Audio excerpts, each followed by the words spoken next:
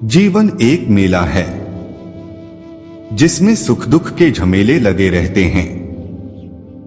हर व्यक्ति के जीवन में एक ऐसा कठिन समय भी आता है जब व्यक्ति निराश हो जाता है। ऐसे समय पर यदि धैर्य से काम लिया जाए और खुद को प्रेरित करके रखा जाए तो सफलता भी आपकी दहलीज पर दस्तक देती है। जो अपने कर्म के फल के प्रति आसक्ति को नहीं छोड़ सकते वे मार्ग से कोसों दूर हैं।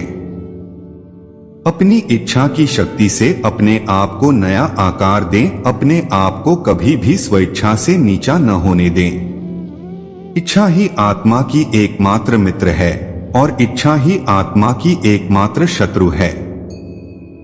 जिन्होंने खुद को जीत लिया है उनके लिए इच्छा एक मित्र है, लेकिन यह उन लोगों का दुश्मन है जिन्होंने अपने भीतर आत्मा को नहीं पाया है।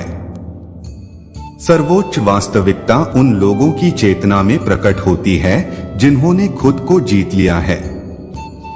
शांत मन में ध्यान की गहराइयों में आत्मा स्वयं को प्रकट करती है।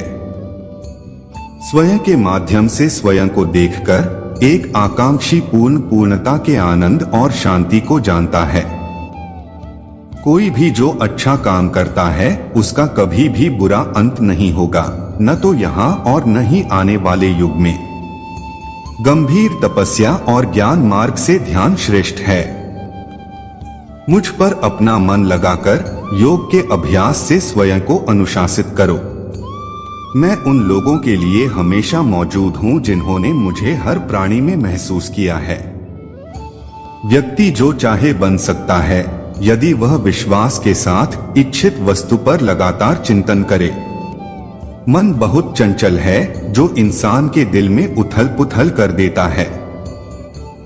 जैसे वे मेरे पास आते हैं वैसे ही मैं उन्हें ग्रहण करता हूँ। सभी पथ पार्थ मानव को मेरी ओर ले आते हैं। इंद्रियों से मिलने वाला सुख पहले तो अमृत जैसा लगता है, लेकिन अंत में यह विष के समान कड़वा होता है। जब ध्यान में महारत हासिल हो जाती है तो मन हवा रहित स्थान में दीपक की लौ की तरह अडिग रहता है। हे अर्जुन, तीनों लोकों में मुझे पाने के लिए कुछ भी नहीं है और नहीं कुछ ऐसा है जो मेरे पास नहीं है। मैं अभिनय करना जारी रखता हूँ, लेकिन मैं अपनी किसी जरूरत से प्रेरित नहीं हूँ। कर्म मुझ पर इसलिए नहीं टिकते क्योंकि मैं उनके परिणामों से जुड़ा नहीं हूँ। जो लोग इसे समझते हैं और इसका अभ्यास करते हैं वे स्वतंत्रता में रहते हैं। ज्ञान की भेंट किसी भी भौतिक भेंट से बेहतर है क्योंकि सब कामों का लक्ष्य आत्मिक बुद्धि है। जैसे आग की गर्मी लकड़ी को राख कर देती है, वैसे ही ज्ञान की आग सभी कर्मों को भस्म कर देती है।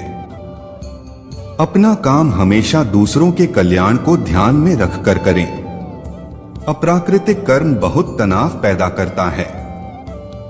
मैं उन्हें ज्ञान देता हूँ जो सदा मुझसे जुड़े रहते हैं और जो मुझसे प्रेम करते हैं। मेरी कृपा से सभी कर्तव्यों का निर्वाह करते हुए भी बस मेरी शरण में आकर अनंत अविनाशी निवास को प्राप्त करता है। बुद्धिमान व्यक्ति कामुक सुख में आनंद नहीं लेता। जो कार्य में निष्क्रियता और निष्क्रियता में कार्य देखता है वह एक बुद्धिमान व्यक्ति है। मैं धरती की मधुर सुगंध हूँ, मैं अग्नि की ऊष्मा हूँ, मैं ही सभी जीवित प्राणियों का जीवन भी और मैं ही सन्यासियों का आत्मसंयम हूँ। तुम उसके लिए शोक करते हो जो शोक करने के योग्य नहीं है और फिर भी ज्ञान की बातें करते हो।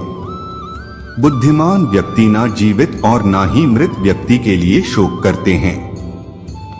बुद्धिमान व्यक्ति को समाज कल्याण के लिए बिना आसक्ति के काम करना चाहिए। कर्म मुझे बांधता नहीं क्योंकि मुझे कर्म के प्रतिफल की कोई इच्छा नहीं।